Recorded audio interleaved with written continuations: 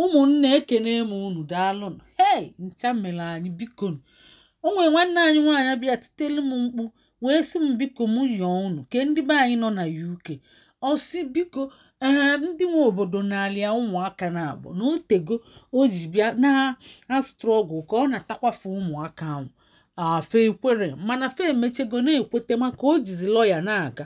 fa si na kọndishọn fa jigara pụziri ya ụmụaka abụna na ọ ga-enwe flat and ọ na-achọ ụnọ onwere onye kwere enye ụnọ maka onwere ezigbo ọrụ mana ọ si na o nwere ego ịghọtago nshọt o nwere akwụkwọ nshọt mana o nwere ego ọ na-akpata ego ọ si ọ bụgodila ụgwọ 2 years ma ọ tere ịchọọ kwụọ gị ya ka ị wee dị shọ na ọ ga-eme nwunye ma ụmụaka ya bịaghachitelie maka gịnị ọ si na ụmụaka ya nọlide ebe ahụ na fa ga-azịkwa aghọ mmadụ ndị be anyị unu ga-ekwe ka nchama anyị biko unu ekwekwene ya bụ ọ sị na ọ na-erentị ụlọ mmadụ ọ na-achị ya one room with mmadụ onye Jamaica so ọ sị na ọ gaba pati disko n'abalị wee rapụ ụmụaka ya na-abụ ụmụaka wee tete ọ mara na ụmụaka ga-etete ụmụaka wee tete na-ebe akwa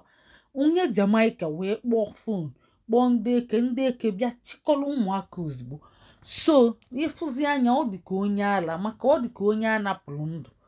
nya ọ na-agagharị na-enwe mwute na-ebe akwa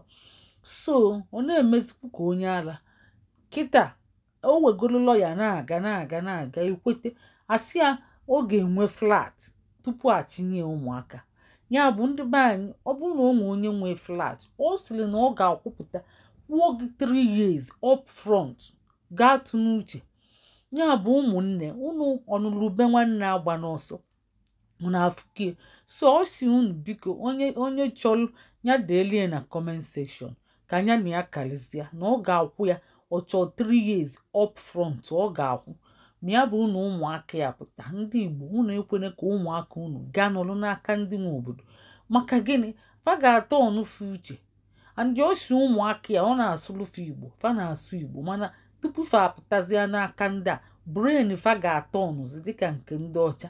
andị ụmụaka a na-edebe ebe ahụ ụfọdụ asị na a ga-enete anya anaghị enete anya arapụkwa ụmụaka gba akụlụghere gbaba alaba nko unu afụghị anyị dị consign n'ihe a biko ụmụnne unu agbarapụna ya ọnya ka eji si na single mother adịrọ mma ọ bụkwa na ọjọkazi a ga-egbu chi afụla aka anya o si na onye tụbalia ime gbarapụrụ ya jee n'onye ọzọ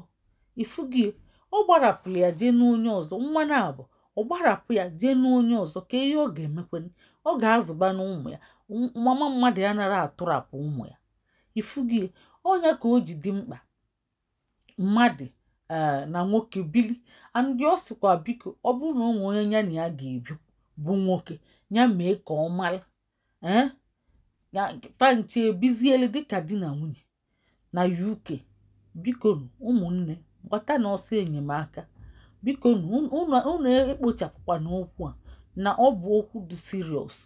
ndị nwe obodo fe ejiri ụmụaka egwu ọ bụ ụmụaka bụ nọmba 1 citizen nya ihe ụmụaka ga-eli ka ụmụaka si ga anọ ọfụma maka ama na ụmụaka bụ vulnerable achọrọ ka ihe mee ụmụaka ọkwụnụfụrụ ma nri ụmụaka fa na-provide ja mana holidays ma mịa bụ na ụmụaka akwara ala fa ejiri ụmụaka egwu biko na ọnụlube nwanne agba n'ọsọ